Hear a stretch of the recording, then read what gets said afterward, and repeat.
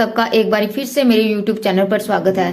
दोस्तों, आज हम इस वीडियो में बात करेंगे कि प्रतिदिन हम अपने घर पर शिव महापुराण का पाठ किस तरह से करें और इस पाठ को करने से हमारे घर में हमेशा सुख समृद्धि बनी रहती है और रोग कष्ट क्लेशों से हमें मुक्ति मिलती है।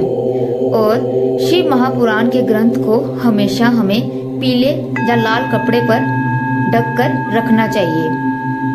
शिव महापुराण कोई भी ग्रंथ हो उसको ऐसे बिना कपड़े के नहीं रखना चाहिए। और शिव महापुराण का पाठ हमें हमेशा इस तरह की लकड़ी का स्टैंड लेकर उस पर करना चाहिए। इस तरह से इस ग्रंथ को हमें ना धरती पर रखना चाहिए और ना ही अपनी गोद पर रख के करना चाहिए। शिव महापुराण के ग्रंथ का पाठ हमें हमेशा इस तरह के लकड़ी के स्टैंड पर या चौकी पर करना चाहिए। और इस पाठ को करने से पहले हमें शिव महापुराण के ग्रंथ को वंदन कर लेना चाहिए, इसकी पूजना कर लेनी चाहिए। फिर इस ग्रंथ को पढ़ना शुरू करना चाहिए। तो आइए इस ग्रंथ को हम देखते हैं कि इसमें कितने अध्याय हैं। और इस ग्रंथ में हमें शिव भगवान की महिमा का पता चलता है। शिवलिंग, पार्थिव शिवलिंग कैसे प्रकट हुए उसके बारे में पता चलता है। और भी बहुत सारी इसमें कथाएं हैं जो हमें पता चलता है। घोर कलयुग के बारे में भी इसमें बताया हुआ है। इसमें पूरा शिव के बारे में बताया हुआ है।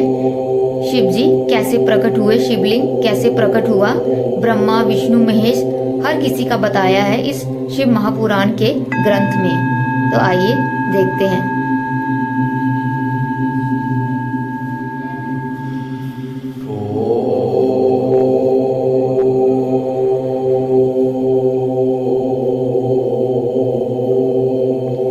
सबसे पहले गणेश जी की वंदना कर लें, उसके बाद हम शिव महापुराण का ग्रंथ पढ़ना शुरू करें।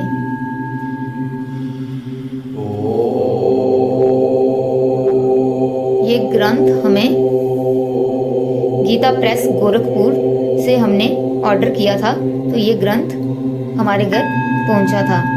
और शिव महापुराण का ग्रंथ हमें हमेशा गीता प्रेस वाले गोरखपुर से ही ये पुस्तक लेनी चाहिए। इसमें विषय सूची, इसमें पहले बताया है कि इसमें क्या क्या बताया हुआ है इस शिव महापुराण के ग्रंथ में। श्री शिव महापुराण महात्म्य बताया इसमें बताया है। शौनक जी साधन विषय प्रश्न करने पर सूत जी का उन्हें शिव महापुराण की उत्कृष्ट महिमा सुनाया। शतरुद्र संहिता, कोटि रुद्र संहिता बताया इसमें मल्लिकार्जुन और महाकाल नामक ज्योतिर्लिंग, हर एक ज्योतिर्लिंग को इसमें बताया हुआ है। विश्वेश्वर ज्योतिर्लिंग, केदारेश्वर शिवलिंग, भीमाशंकर ज्योतिर्लिंग, वाराणसी तथा विश्वेश्वर का महात्म्य, त्र्यंबकम ज्योतिर्लिंग, हर एक शिवलिंग के बारे में इसमें ज्योतिर्लिंग के बारे में बताया। वैद्यनाथेश्वर ज्योतिर्लिंग के प्राकट्य की कथा सब बताया इसमें। भगवान विष्णु द्वारा पठित शिव शास्त्र नाम स्त्रोत है इसमें। भगवान शिव को संतुष्ट करने वाले व्रतों का वर्णन, शिवरात्रि व्रत की विधि एवं महिमा का कथन, शिवरात्रि व्रत की उद्यापन की विधि, अन्य अनजान में शिवरात्रि व्रत करने से एक बील पर भगवान शंकर की अद्भुत कृपा, महिमा, नरक में गिरने वाले पापों का संक्षिप्त परिचय बताया है। जो नरक में पापी लोग जाते हैं, जो भी पाप जो बुरे पाप करते हैं उसके बारे में बताया है कि कौन सा नरक मिलता है। पापियों और पुण्यात्माओं की यमलोक यात्रा, नरकों की 28 कोटि तथा प्रत्येक के 5-5 नायक के क्रम से 140 रौरव आदि नरकों की नामवली, विभिन्न पापों के कारण मिलने वाली नरक यातना, कुकर बलि, काक बलि एवं देवता आदि के लिए दी हुई बलि की आवश्यकता एवं महत्ता का प्रतिपादन, कुकर बलि, ये सब बताया इसमें। यमलोक के मार्ग में सुविधा प्रदान करने वाले विविध दानों का वर्णन, जल दान, जलाशय निर्माण, वृक्षारोपण, सत्य भाषण और तप की महिमा बताई है, वेद वगैरह। मृत्यु काल निकट आने में कौन कौन से लक्षण हैं इसका वर्णन किया है इसमें। काल का मृत्यु को जीतकर अमर तत्व प्राप्त करने की 4 योगिक साधनाएं, प्राणायाम, भ्रूण मध्य में अग्नि का ध्यान, मुख से वायुपन तथा मुड़ी हुई जीभ द्वारा गले की घंटी का स्पर्श, ये सब बताया इसमें। के लाभ में समय संस्कार या समाचार की दीक्षा की विधि, पंचाक्षर मंत्र की जप तथा भगवान शिव के भजन पूजन की महिमा, अग्नि कार्य के लिए कुंड और वेदी आदि के संस्कार, शिव अग्नि की स्थापना और उसके संस्कार, होम, पूर्णाहुति, भस्म के संग्रह एवं रक्षण की विधि। ये सबसे पहले बताया शिव महापुराण का महात्म्य। शौनक जी के साधन विषयक प्रश्न करने पर सूत जी का उन्हें शिव पुराण की उत्कृष्ट महिमा सुनाना, ये सब बताया इसमें। पाठ को करने से पहले हमें श्री गणेशाय नमः इस मंत्र का जाप करके फिर हमें आगे की कथा पढ़नी चाहिए, जिससे हमें कथा पढ़ने का पूर्ण फल मिलता है। तो आइए शुरू करते हैं शिव महापुराण के महात्म्य को सुनना। इसके सुनने से हमें क्या लाभ मिलता है।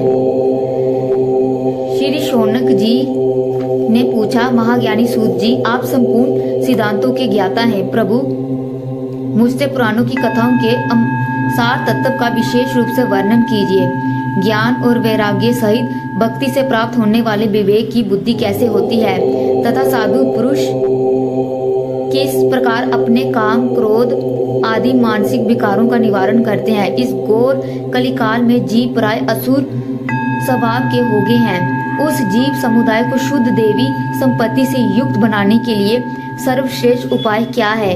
आप इस समय मुझे ऐसा कोई शाश्वत साधन बताइए जो कल्याणकारी वस्तुओं में भी सबसे उत्कृष्ट एवं परम मंगलकारी हो तथा पवित्र करने वाले उपायों में भी सर्वोत्तम पवित्र कारक उपाय हो। तात वे साधन ऐसा हो जिसके अनुष्ठान से शीघ्र ही अंतकरण की विशेष शुद्धि हो जाए तथा उससे निर्मल चित्त वाले पुरुष को सदा के लिए शिव की प्राप्ति हो जाए।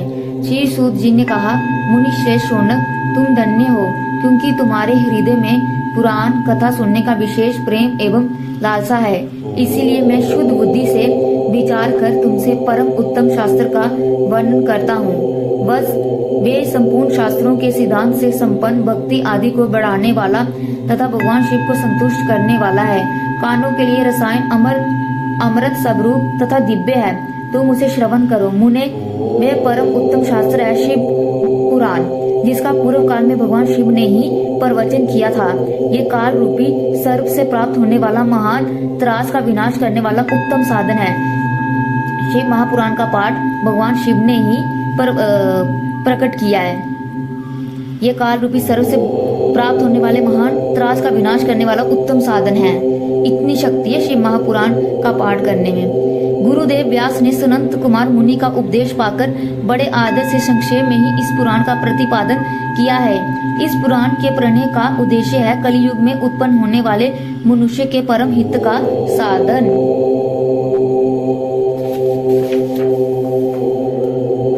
ये शिव महापुराण परम उत्तम शास्त्र है। इसे इस भूतल पर शिव महापुराण परम उत्तम शास्त्र है। इसे इस भूतल पर भगवान शिव का बाढ़मय स्वरूप समझना चाहिए और सब प्रकार से इसका सेवन करना चाहिए। इसका पठन और श्रवण सर्व साधन रूप है। इससे शिव भक्ति पाकर श्रेष्ठतम स्थिति में पहुंचा हुआ मनुष्य शीघ्र ही शिव पद को प्राप्त कर लेता है। इसीलिए संपूर्ण यत्न करके मनुष्य ने इस पुराण को पढ़ने की इच्छा की है अथवा इसके अध्ययन को अभिष्ट साधन माना है। इसी तरह इसका प्रेम पूर्वक श्रवण भी संपूर्ण मनोवांछित फलों को देने वाला है।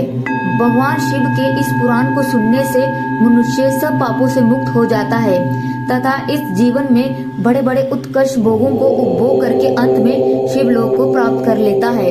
ये शिव महापुराण नामक ग्रंथ 24,000 श्लोकों से युक्त है।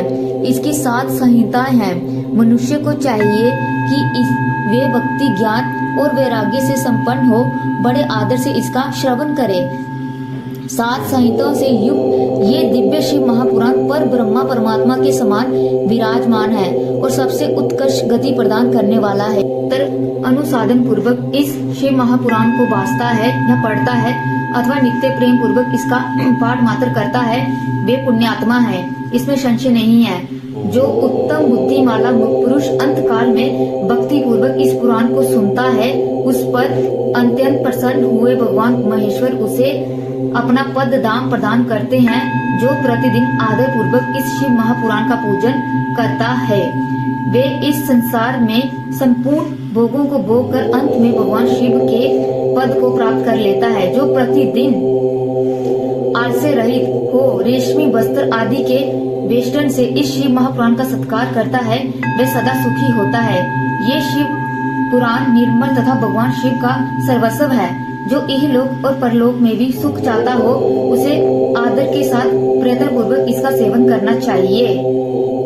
ये निर्मल एवं उत्तम शिव महापुराण धर्म, अर्थ, काम और मोक्ष रूप चारों पुरुषार्थों को देने वाला है। अंत सदा प्रेम पूर्वक इसका श्रवण एवं विशेष पाठ करना चाहिए। तो ये थी शिव महापुराण के महात्म्य की महिमा, और इस महात्म्य का पाठ करने से हमें सुख समृद्धि मिलती है, शिव शंकर का आशीर्वाद मिलता है, और इस शिव महापुराण का पाठ हमें आलस्य रहित होके करना चाहिए और इसका पाठ हमें सच्चे मन से पढ़ना चाहिए। और शिव महापुराण का पाठ हमें हमेशा प्रतिदिन करना चाहिए। सुबह शाम जरूर करें इस शिव महापुराण का पाठ। अगर आपको वीडियो अच्छा लगा हो तो वीडियो को लाइक कर दें और चैनल को सब्सक्राइब कर दें। हर हर महादेव।